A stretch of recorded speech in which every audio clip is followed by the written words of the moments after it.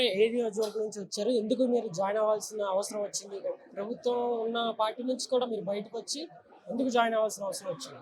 ఈరోజు ఏమంటే రాజేందర్ నగర్ నుంచి కాంగ్రెస్ నుంచి పిఎం నాయుడు గారు పిసిసి సెక్రటరీ గారు జాయిన్ చేసిండు. నీకు రండి వచ్చిండు. నేనైతే రంగారెడ్డి జిల్లా మైనార్టీ సెల్ అధ్యక్షుడు, Rangareddy state minority cell secretary. నేను టీఆర్ఎస్ పార్టీ లీడర్నే, అందరూ టీఆర్ఎస్ పార్టీ లీడర్నే. మనమైతే వాళ్ళు కాంగ్రెస్ నుంచి టీఆర్ఎస్కు వచ్చిండ్రు, వాళ్లకు స్వాగతం చేసి టీఆర్ఎస్ పార్టీలో జాయిన్ చేశాము. ఈరోజు తెలంగాణ ప్రభుత్వం జనాల మీద చేసిన దౌర్జన్యంకు చూసి పిసిసి సెక్రటరీ నాయుడు గారు ఈరోజు టీఆర్ఎస్ పార్టీకి చేరిండు. ఇది నేను అందరూ వాళ్లకు ధన్యవాదాలు చెప్తున్నారు. ఈరోజు ఏం జరుగుతుంది అంటే కాంగ్రెస్ పార్టీ 6 హామీ చెప్పేసి ఖుసూసన్గా రేవంత్ రెడ్డి గారు పేదలకు ప్రజలకు ఏదో అభివృద్ధి చేస్తాం మాయామాట చేసి వాళ్ళు ద్రోహం చేసిండ్రు.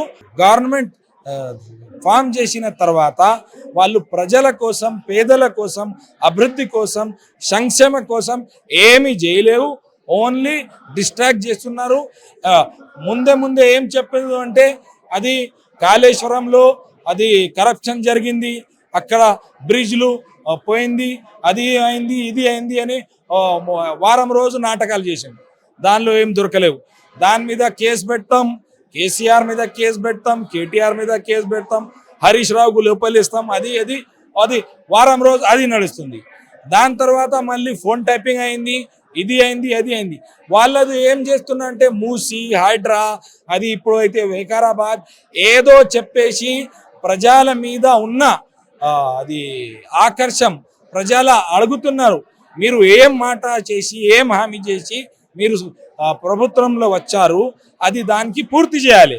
దానికి ప్రజలకు సంక్షేమ పథకం మీరు అది ఆసరా పెన్షన్ పెంచుతామని చెప్పారు, కళ్యాణ లక్ష్మి, షాదీ ముబారక్ది తుల బంగారం ఇస్తామని చెప్పారు. అది అందరూ చేయాలి. ఇది తెలంగాణ అభివృద్ధి కేసీఆర్తోనే సాధ్యం, వేరే వాళ్ళు ఏం చేస్తలేవు. ఆ నమ్మకంతో నాయుడు గారు బీఆర్ఎస్ పార్టీలో చేరారు. నేను నాయుడు గారు కొంచెం మాట్లాడాలి. నమస్తే అండి. నమస్తే సార్. చెప్పండి, ఎందుకు జాయిన్ అవ్వాల్సి వచ్చింది కూడా, ఎందుకు ప్రభుత్వం? ఎక్కువ మాట్లాడటం లేదు, నాకు అక్కడ నచ్చలేదు. ఫస్ట్ నేను బీఆర్ఎస్లో వైస్ ప్రెసిడెంట్గా ఉన్నాను. తర్వాత కొన్ని కారణాల వల్ల కాంగ్రెస్కి వెళ్ళాను. పోయిన తర్వాత అక్కడ నాకు రంగారెడ్డి జిల్లా జాయింట్ సెక్రటరీ ఇచ్చారు. ఆ పదవి వచ్చినప్పటి నుంచి నాకు కష్టాలు మొదలైనవి. వద్దనుకొని మన ఇంటికి తిరిగి వచ్చాము అంతే. ఏం ఆశిస్తున్నారు? బీఆర్ఎస్ పార్టీని ఏం ఆశించలేదు. మా పార్టీ పథకాల మన కేసీఆర్ గారు, కేటీఆర్ గారు వాళ్ళు పనులు బాగా చేస్తారు కాబట్టి మేము కార్యకర్తగా పనిచేయటం అయితే మేము ఆశించి ఏమి రాలేదు. పార్టీకి పనిచేస్తాం అంతే.